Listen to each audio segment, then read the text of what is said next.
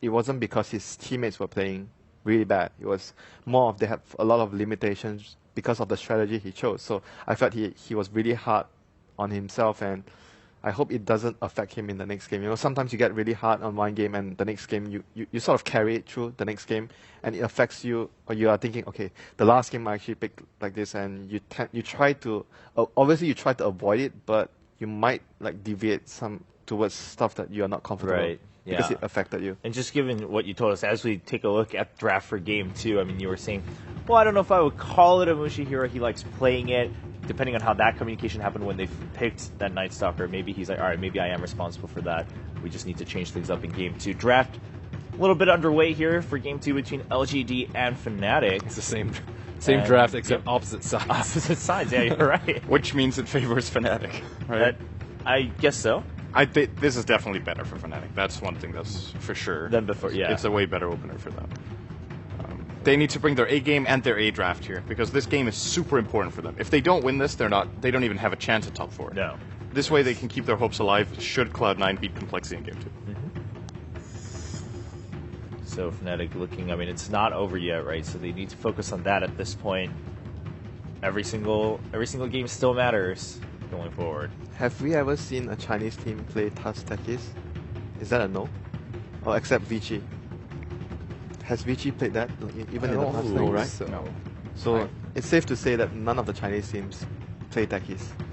As of yet, yes. It's a good pick against Undying. He's very prone to walking into mines during the laning stage because he's such an aggressive melee support. And in addition to that, you can destroy the tombstone with landmines, which is really good. So, I mean, it's kind of a cute counter pick. It's not like a direct counter, but if they wanted to, I think they would get it. Because I'm not expecting Fnatic to ban it, and as we saw at ESL 1 earlier this year, or when was that, a month ago? Yeah, roughly? like a month and a half. About a month ago, yeah. Fnatic did not deal well with the techies of That Secret is in that game. true, They got yeah. destroyed. And if you're down and you start losing the mind game, you lose the game. That's the mind game. Yeah, I was thinking that was... LGD looks pretty darn relaxed, though. MMI just chilling back in his chair. Yeah. Siler just, having his normal thing. So they look very, very much in tune with this game. In the zone. As they should be. I mean, again, they're pretty much secured for that first spot, barring any upsets, and of course, Secret going forward, and then IG versus Fnatic lineup, that kind of matters. But I think they should feel pretty comfortable, and from what you guys are saying, I mean, if they're feeling that comfortable, they might try the techies here, especially seeing as how that's been picked quite often already in TI5. I like the direction they are going right now. CM, like I mentioned before, CM is an indirect buff towards all your lanes, and we've discussed about how Fnatic needs to have a good start, have good lanes, and CM Aura definitely helps the whole team in that regard. classic LGD. Yeah, it's gonna be TUS Lina once more for them, more or less, in the off lane. Are they seriously taking 4 of the 5 heroes that LGD had last game? Maybe. LGD didn't have CM, right? No, there wasn't a CM, right? What? There was a CM. Xiaowei was CM. Oh yeah, so it's exactly the same. Exactly. It is And exactly the even same the so picking order is the same. The Storm was the 4th pick, and the CM was the 3rd pick. I'm not That sure. is generally not a good sign. I'm not sure about the Undying and the Gyro. They could have swapped the... I mean, yeah, but I mean, it was the same phase, right? So Yeah, it didn't really so- matter. So what's the pick missing? Razor. no, was that it? was no, Razor. for Razor. Fnatic. What were It's they missing? Thank you. yeah, Yao was playing Sam. yeah. They banned it. That's pretty great. LGD is like, man. hold on. We've seen this somewhere before. That's amazing. That is pretty great. I can't believe they just did That's pretty great. I want. Well, that Fnatic is doesn't so seem good. too thrown off by it.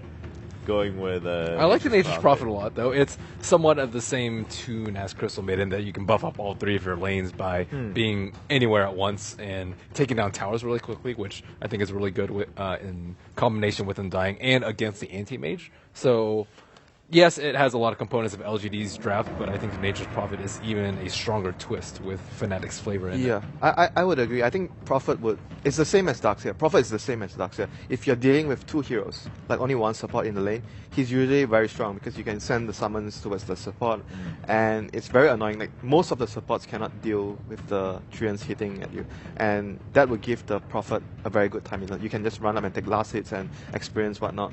So, and again, he's going to be able to help the other lane. So that would be really useful when Mushi is trying to gank with the Storm.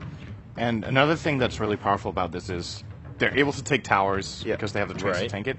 And Undying Prophet together is actually really, really good in the off lane, I think. It's a very strong dual lane. Prophet has a good attack animation, good damage. Undying with him together, you put down the Tombstone, you have the Treants. You can actually dive towers with pretty little risk compared to a lot of other heroes would have.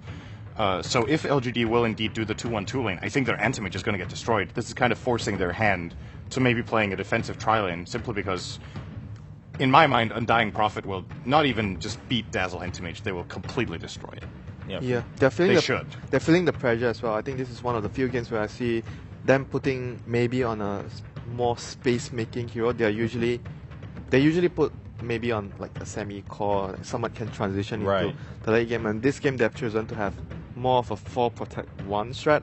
I have to say, they might be worried because the lanes, they are not expecting the lanes to go too well, since Fnatic have much stronger lanes this time around. Undying and Prophet, like Sin mentioned, could be a threat towards the anti-mage. Early development in the lane, and you might need more heroes to make space later on, because anti-mage is not guaranteed a good time. Okay, so, I mean, overall, sure, joking about, okay, they're kind of copying LG's lineup, but they didn't seem too thrown off either by just picking the Nature's Prophets after the Sand King ban, so it didn't seem like they were really set on taking that whole lineup. Game 2 is starting. We'll find out, can Fnatic secure 1 point to keep that hope alive of fighting for 4th place in Group A, now going up against LGD. All right, so if you feel like you're living in a world of deja vu, you could wake yourself up from it. This is, in fact, game number 2 of Fnatic versus LGD, where LGD already have the 1-game advantage. And with this, unless Fnatic can just rip a game away from them right now, will guarantee them 1st place in the group stage after MVP took that game off Team Secret in their first game of the 2-game series. So it's still anyone's ballpark. You still fight for every single inch you can gain at TI. And Fnatic, well, they're fighting for it by taking what LGD used against them. Yeah, they are. And this is the 100th game of Ohio on Nature's Prophet. Applause to him. I applaud. That is a lot of games on one hero. Of course, probably not the most on Nature's Prophet, as there's a guy who has roughly 250 or something, 280. I don't know. He's a dog of a guy. He is. Anyway, top rune being heavily contested here by Fnatic, as they're going to secure that. And meanwhile, LGD going bottom, just securing that. It's always interesting to watch Nature's Prophet who goes for TP to start, instead of having like Treants, because it's such a great lane presence early on to have maneuverability as your #1 task. Like, either you're assuming you're going to get enough space in the bot lane that you're able to find your level 2 quickly, or you just think, like, because what has he done with it? He's TP'd out to put an Observer Ward down, and then he TP'd back down to the bottom lane to be there for the creep wave. Yeah, TPing out, and maybe you could do that even just by spending, 100 gold from one of your supports or something. But Silo? He's not going to have Treants, and that also means Tusk and Lina. That's a tough lane. It's a little bit of a howdy-doody between Crystal Maiden as well as Anti-Mage. And KOXY is going to be really happy with this lane, primarily because MMY is only now just arriving, and it's a dual off-lane, so Ohio just plays the defense mode and then brings Johnny over. So Xiao Weight's searching for him. He can actually get a double Light Strike Array right now if he wants to, but already getting decayed and being chipped away by Ohio, they're going to start forcing him out of the lane. Shards or no shards, this lane's still very, very strong for Fnatic.